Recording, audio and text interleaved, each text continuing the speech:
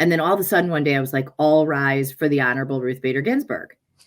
And then I thought, oh my God, and all rise, like we're about helping startups rise. We're about helping women rise. We're about, all rising together. I mean, I just love the whole idea. Welcome to Be Bold Branding, where we discuss the power of differentiating yourself through your own unique story and standout personal brand. Are you trying to build a standout business based on the needs and desires of your team members as well as your clients? Our guest today is Leslee Cohen. Leslee is an attorney who spent 13 years honing her skills at a large firm based in Chicago. And in 2010, she left to form her own company called, you'll love this name, AllRise. Her team of attorneys work flexible hours and are spread throughout the United States. Today, we'll learn how she manages working with top-level clients while achieving a work-life balance in the process. Leslee, welcome to Be Bold Branding. Thank you. Thank you so much for having me. Absolutely. So tell us a little bit of your background story, namely what caused you to become a lawyer in the first place. That's interesting. I was given no choice. Basically, my dad was a lawyer and my grandfather was a lawyer and my mom was wishing she had been a lawyer. I think and really what I was always told by my parents was it's not about practicing. You don't have to practice, but by having that degree, you never need to depend on anyone to put food on yours and your children's table. So worst case in the world, you have the education, you never use it, or you hang a shingle someday because too, but it's always, I'm never going to worry about being able to feed my family. That's good motivation. It certainly is. That was great advice. Yeah. I think what's most interesting is that, so I went to law school and I was, just never even questioned the whole thing. And I didn't even really, I think, fully understand what it meant. And I got to law school and I'm like, I hate this. I hate it. I mean, and I was at NYU Law, so I'm living in Greenwich Village. I mean, the coolest thing ever.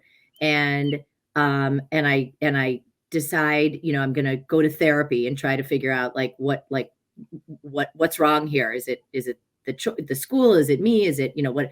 And I decide that I want to go back and be a political science professor. And I'm going to apply to the Woodrow Wilson School at Princeton, public policy school. And I'm so excited. And I've got this whole plan. And I call my parents and they're like, that's great.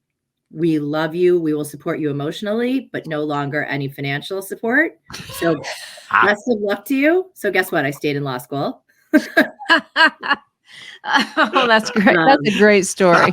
And in the end, I'm really glad I did. It took finding the right area of the law. And I think what people don't understand is that, and I speak on this all the time now to younger, the high school and college kids, is that there's so much you can do with a law degree. And there's so many, saying you're a lawyer means I could tell you, I could rattle off 20 different things that could mean. So, right. Within that realm, there's so much you can do. And I found what's right for me. So yes, now I absolutely love it.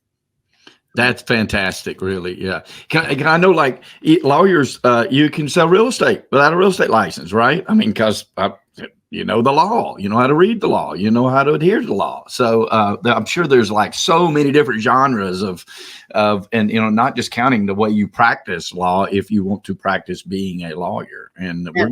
we're going to get into how you've even sort of revolutionized that in your company.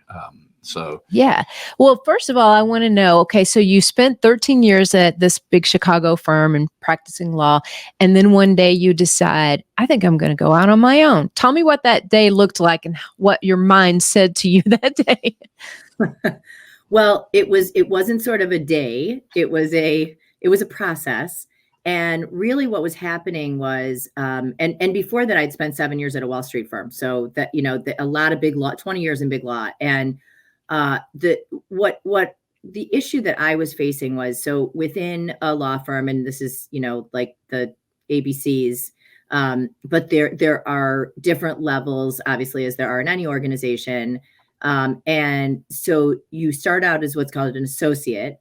And then about 7, 8, 9 years in, if they want you to stay at the firm, you become a partner, quote unquote. but there's two levels of partnership. One level is an income partner, which basically is a little bit of a raise, and we want you to be here. We want you to continue to practice law here. But it's really a salaried position. Maybe you get a tiny bit of equity, and you rarely get leadership positions within the firm. And then there's the equity partner tier.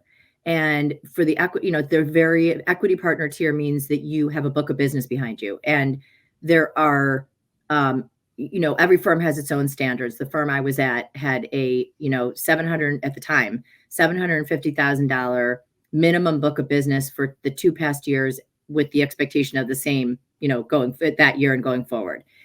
And I had no business because I was raising 2 boys and trying to run a home and trying to be, on the PTO and to, and I had parents and friends and siblings and all the things. And there was just no way that I could fit in the time to build my own book of business the way that the people in my firm did it. And that was the way that it was all men. There was one equity partner at the firm, female equity partner, and she had her own kind of interesting story that led her to that position.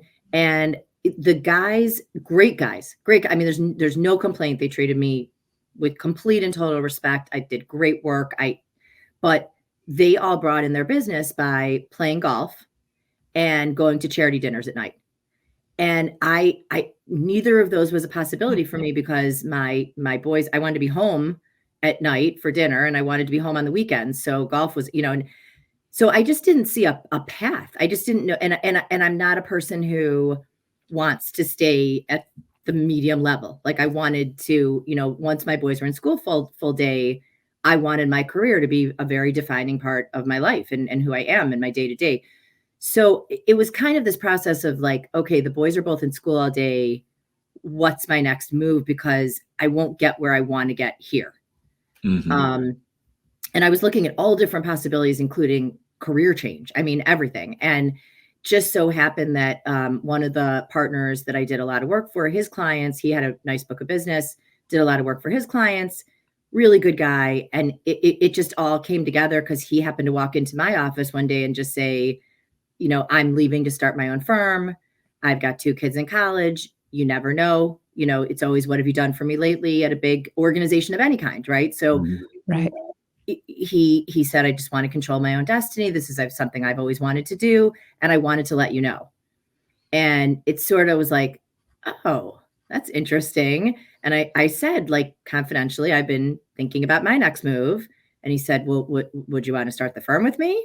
And it just mind-blowing, sort of like, I don't know. I've been big schools, big firms, but like, it's just never occurred to me. I thought of a small law firm as my grandpa, like, an old guy doing like wills and trusts in the back office somewhere in a building. It just never occurred to me that there could be sophisticated small firms. Right. So anyway, I sat there with my husband. We made a plus minus column. We wrote down the benefits and the detriments for a good week and mulled it over, and decided to take that crazy leap and just do something different. Wow. I love that story, because now you guys are no longer partners now, right? We are not. He retired. That's what I thought. Yes. No. I thought you're doing your own thing now. Yes. Tell me what challenges you encountered throughout this, because most people are thinking, okay, I know, but it couldn't have been super seamless. So what were some of the challenges that occurred for you when you were making that transition? It was far from super seamless. I think,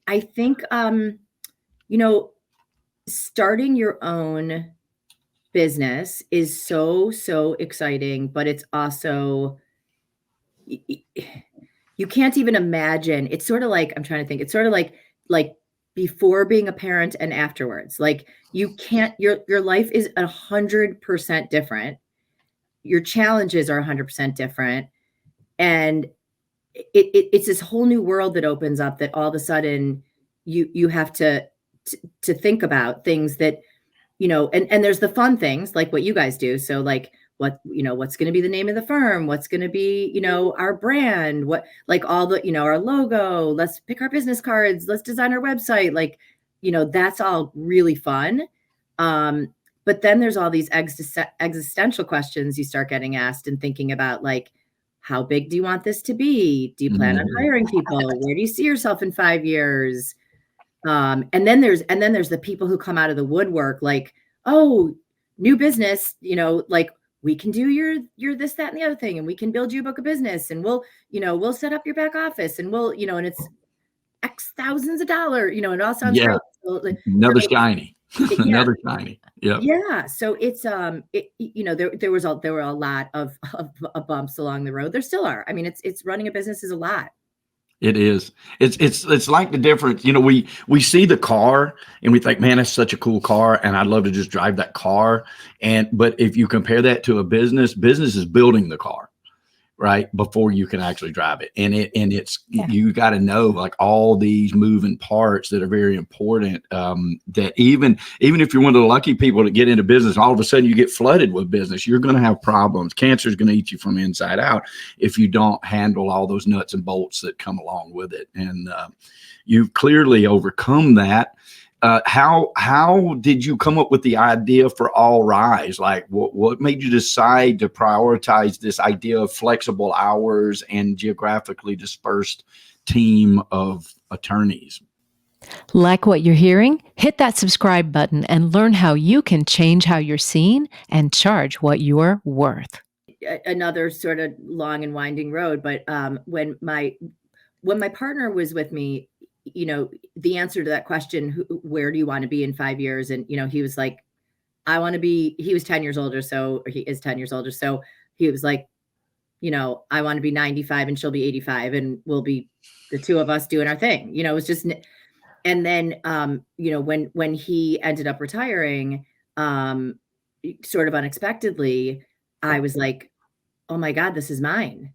And so that was the first time that I really started thinking about, I can build something and a vision. I guess to take one step back, when I started, so I left and I didn't really have much business. And then I built up a book of business. I got very involved in the startup world and started representing startups that were raising early stage rounds. So, pre-seed, seed, series A, the whole thing. And when I found that niche and have the experience I have in the industry, at the price point we were, it caught on really quick. And so I started getting more and more and more business. And I was so busy, I didn't know what to do with myself. And I said to my partner, like, we have to hire someone. I'm losing my mind. I mean, we had an admin, but that, we need another lawyer. And he was such a good guy that he was like, I can't ever look someone in the eye and fire them.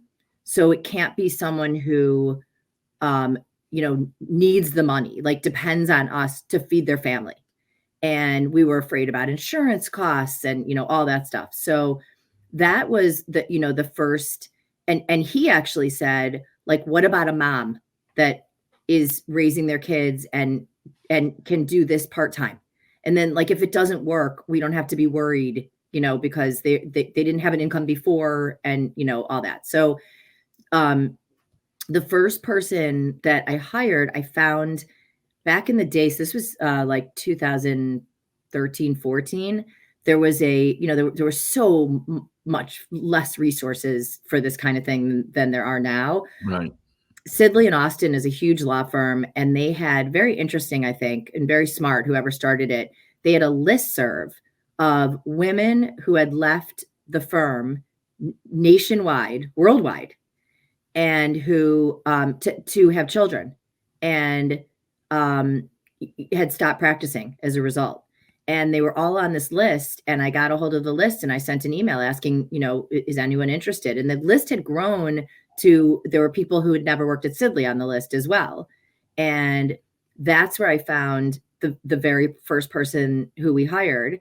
And she actually had started her own small firm, but needed overflow work. So that was sort of the genesis, little did I know. Right. And then when my partner retired, I said, like, okay, I think I want to build something. I think I want to, turn this into something different. And so, and I guess, so the name AllRise came from that, which was like the feeling of, so someone said to me, look up like quotes from someone you deeply admire. So I thought of Ruth Bader Ginsburg, and I start looking up quotes from her, and I couldn't find anything. And then all of a sudden one day I was like, all rise for the Honorable Ruth Bader Ginsburg. And then I thought, oh my God, and all rise, like we're about helping startups rise. We're about helping women rise. We're about, all rising together. I mean, I just love the whole idea. So that was there first, but then I got very overwhelmed. Talk about running a business. Like now I'm really on my own running a business, and I got really overwhelmed. My partner had been a CPA. I was not. I didn't know the numbers. There was so much I didn't know. And then on top of it, I've decided like I want to create something. Like, how do you even do that? And I joined a program that unfortunately no longer exists, but there are so many others like it.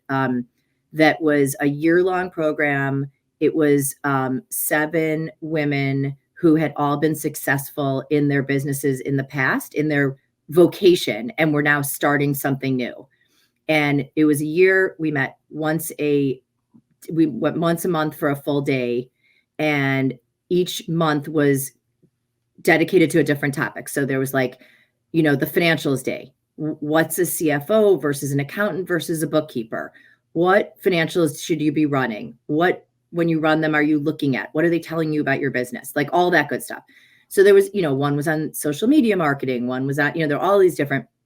So anyway, I do the program, and the first day we were told to develop a North Star to, what was the ultimate goal in a year you want to get out of this program. And then we broke that down into, we did the whole KPI thing and broke it all down and on a quarterly basis. So anyway, my North Star that I started out with was, build a great, small law firm, boutique law firm that, represents startup companies and grows with the businesses, that kind of thing. Mm-hmm. And the woman who was running the program was so prescient. She said to me, we had a one-on-one with her about to like sort of hone our North Star. And she said, where is Leslee Cohen in this statement? Like what? And I said, what do you mean? I don't want any, like, I compartmentalize my life when I'm personal and I'm with my kids and my husband, like that's who I am. When I'm at work, that's who I am. And near the two shall cross.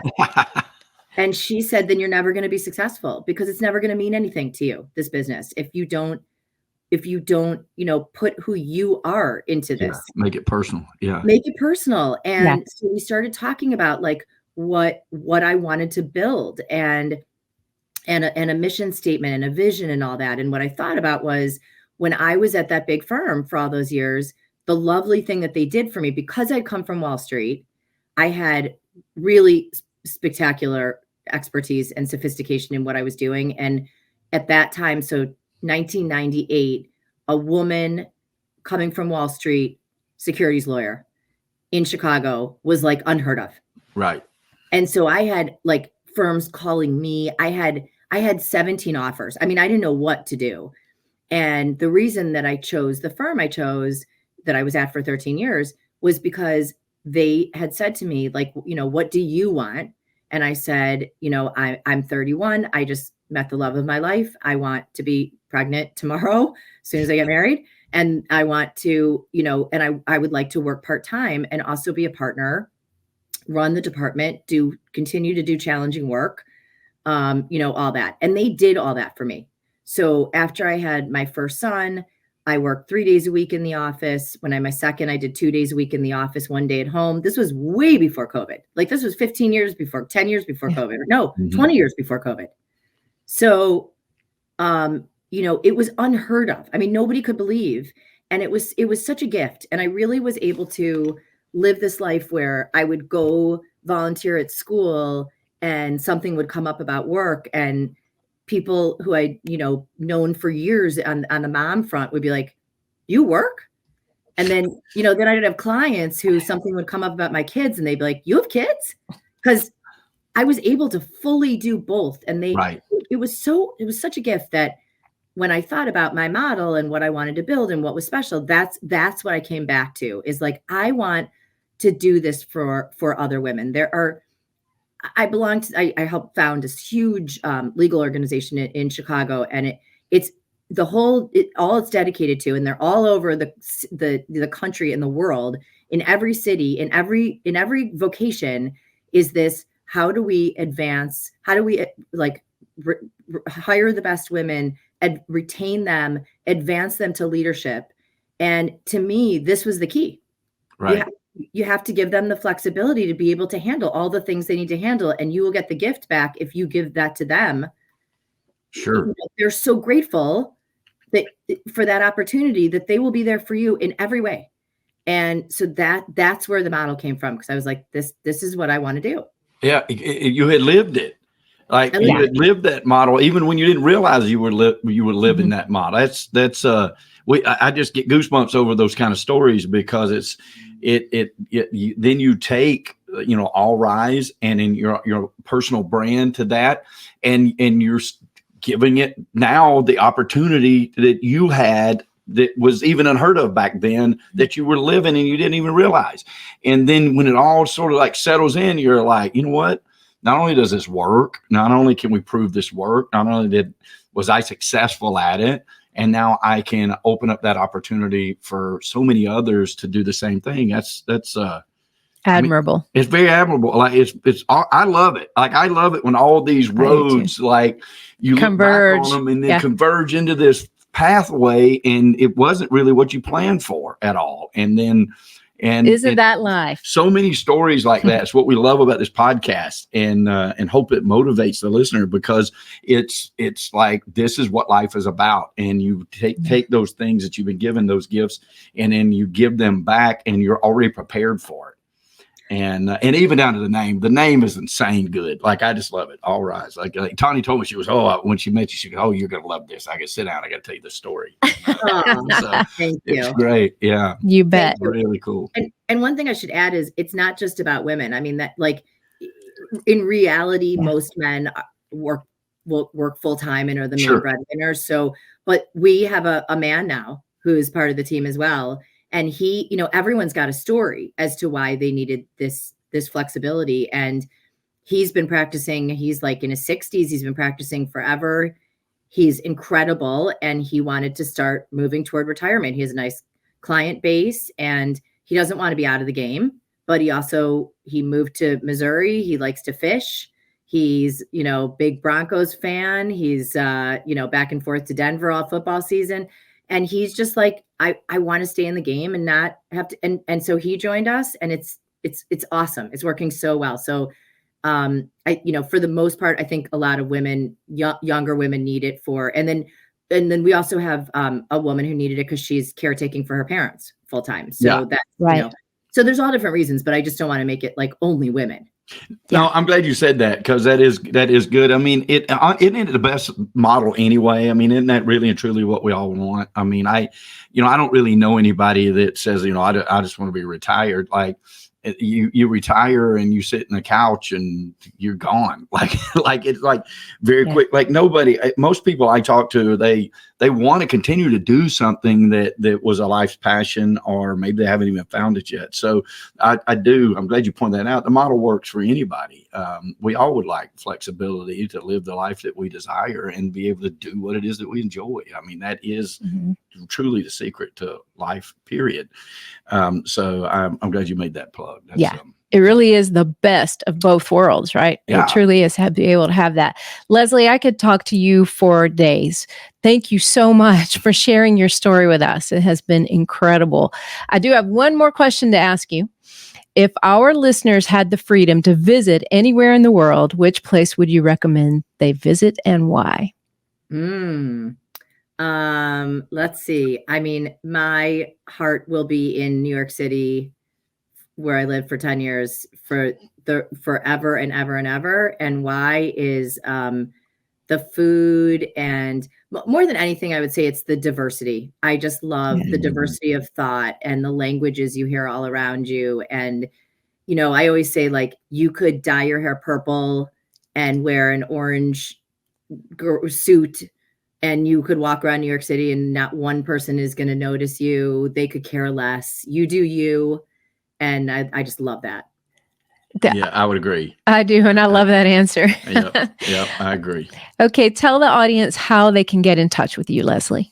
Sure. I think best way is email, and it's allriselawyers.com. Perfect. Thank you again for taking time with us. This story is fantastic, and so are you. We appreciate you, Leslee. Yes. Thank you so much for having me. Ready to change how you're seen and charge what you're worth? If you're not getting enough opportunities to meet with ideal customers, or the prospects you're meeting with just aren't ideal, it's most likely your brand that's holding you back. So if you're a coach, consultant, or expert who is on the rise, you need our ultimate guide to a freedom-based brand. Download it free now at BrandFaceGuide.com.